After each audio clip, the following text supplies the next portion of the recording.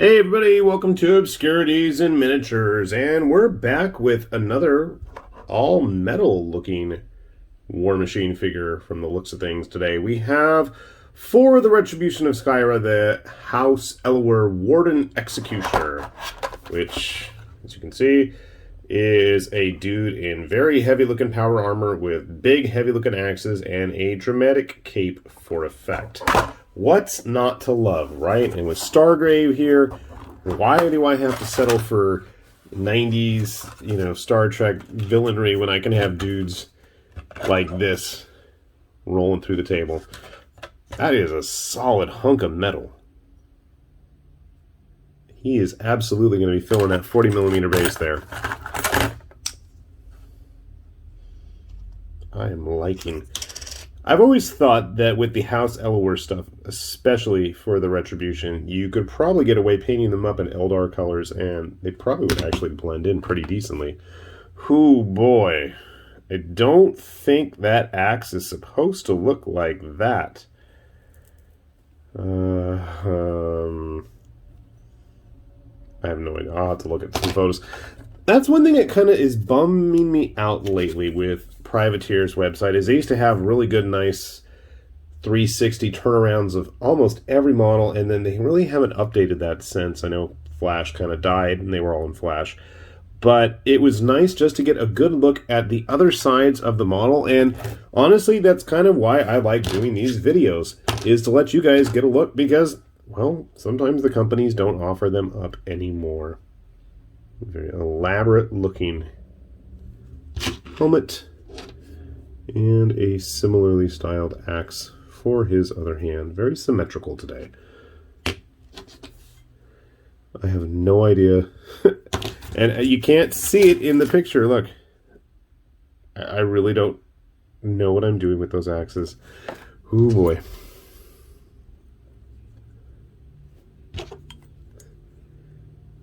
Should we call them good enough at this point? Construction at least looks relatively simple, if I can hold them up. I don't like how it sits. It looks very staticky. I feel like it should be further down, like such. But that's how they have them, like that. I don't know. I might fiddle with it. Why do I have to have it that way? Considering it's on a ball joint too for the arm. Why not, get some wiggle room there. So give me a sec. We'll get him all put together and I'll see what I can find in this collection of mine to compare with. One sec. Alright, we got our Executioner all put together here, and again, while I am a bit dismayed that he isn't made out of resin, I can't deny he is a pretty rockin' model. He is solid. He is just absolutely heavy and full of metal. He is oh so metal. I'm just going to put him on this 40mm base here.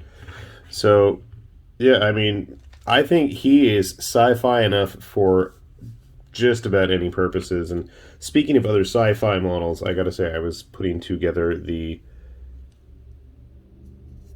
elf formerly known as Goreshade, who is also quite sci-fi-ish in his armor and design. Look at that backpack. Make the Eldar proud. They're also really tall. Like, really, really tall. I have their other friend here. I'm pretty sure I had him on recently. Falker, who is one of the new Warcasters, whereas this guy is actually a solo. Why they gotta make me try to buy Retribution figures now? Like, if there's any game that has continued to try to pull me back in, it's got to be War Machine. Just, I love the designs. I know some people think it's too wowish, too over the top, but I dig it 100%. Grabbing good old Bloody Bradigan here.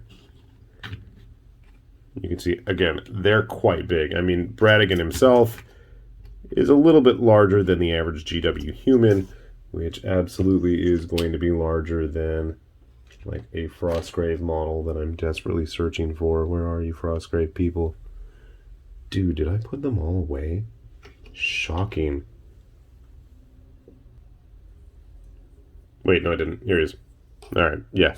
So if you wanted to do like something like Stargrave, you know, they're going to be big. They're going to be big, bad dudes. You want to use them as some kind of heavy, close combat types.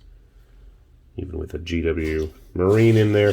I haven't got my Stargrave plastics yet, so hopefully once I do, we'll have a good idea how those are going to turn out. Going with a recent purchase here. This dude's bigger than the Butcher.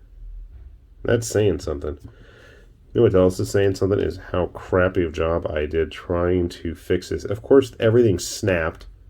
So, I love the Butcher. We'll hopefully get him painted. But yeah, back to our Executioner friend. Other than again, the stiffness of the pose, I'm not digging it 100%, but after having tried to build it, there's actually notches in his cape there that are going to block you from really doing anything else with those arms or shoulder pads. So, be that as it may.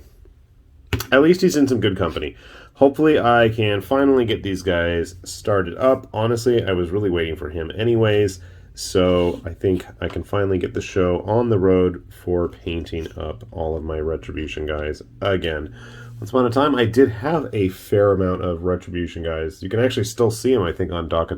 I'm sure I have tons of photos of that stuff in my old gallery there that I haven't updated in years, but anyways, it's a whole different story. But yeah, cool model, just a little stiff pose, and he is completely metal, which I know is a major turnoff for some people when it comes to Privateers models, especially because I think, much like our post-Gorshade friend here, the resins were really doing a nice job. I really was digging them. Not so much the combo metal rustic stuff, and I know I'm not alone in that regard, and I know some of you have voiced your opinions on that too, but given an option, I would much rather see just pure resin. But if it helps keep the company moving and stay afloat and profitable, which I hope it is, then I'm all for it. Do what you gotta do. I will paint it one way or the other.